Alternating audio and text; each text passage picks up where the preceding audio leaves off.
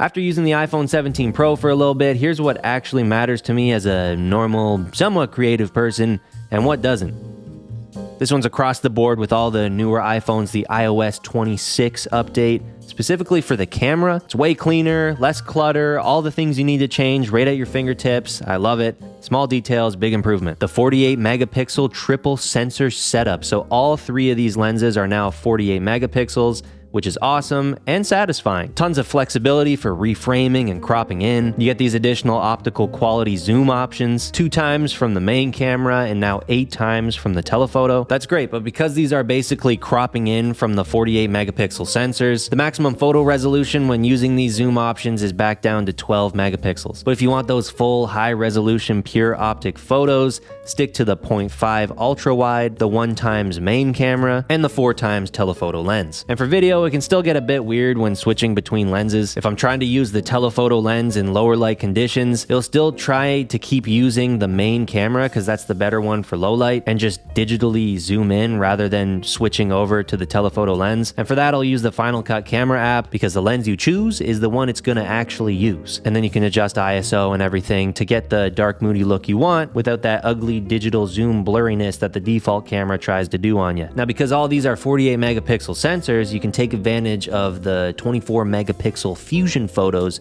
from all 3 lenses now, which is basically combining the low light capability of a 12 megapixel photo and the detail of a 48 megapixel photo and creating a 24 megapixel photo hybrid or fusion. It's a sweet spot, sharper than 12 megapixels and smaller files than 48 megapixels. Better low light performance and more manageable file sizes. Perfect for most situations. But again, if you use those cropped zoom options, they're still only going to be 12 megapixels. The center staged selfie camera.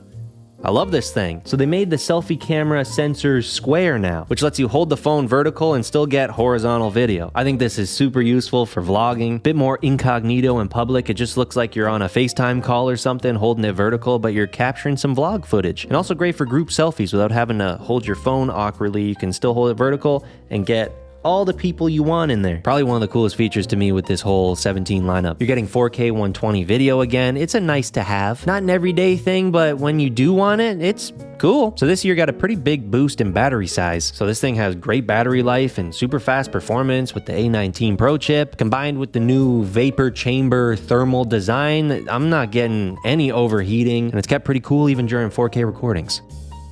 So things I don't really use or need right now are the Pro RAW photos. It's a great option. I mean, if it's your only camera, you can get RAW photos out of it, but I just save those big RAW files for my actual camera. I rarely shoot RAW on this thing. I'd rather have the 24 megapixel Fusion JPEG with a baked in look, or you can mess around with the photographic styles. I don't really want to be editing RAW iPhone photos. And for video, ProRes and even Pro RAW, you can shoot RAW footage on this thing. Pretty cool. A very pro feature, but the files are massive. And the only way to shoot log footage, at least on the default camera app, is using their ProRes. I'd rather have the option to shoot H.265 log on the default camera. Way smaller files, but you still get some creative freedom. For now though, I just shoot log in the Final Cut camera app, which allows you to shoot in H.265. And Genlock, another feature where it's like, whoa, that's cool. It can do that. But you're gonna need extra hardware and a fleet of iPhone 17s. Just not practical for solo shooters.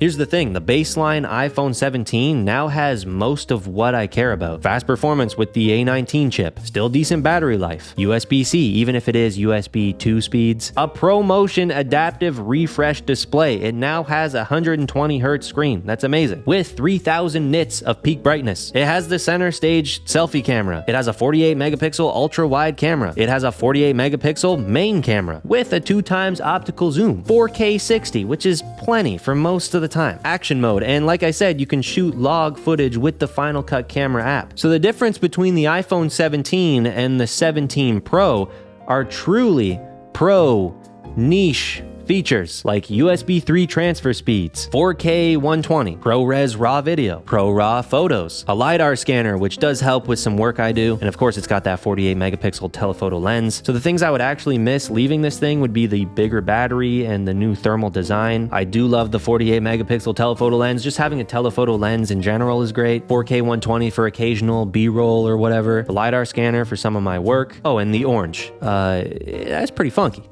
I might miss that.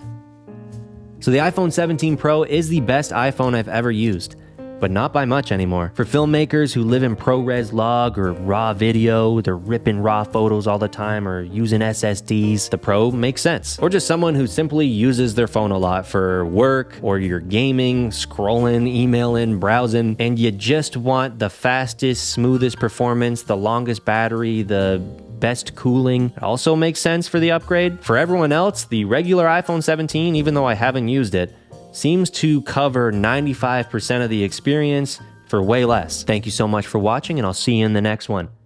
Farewell.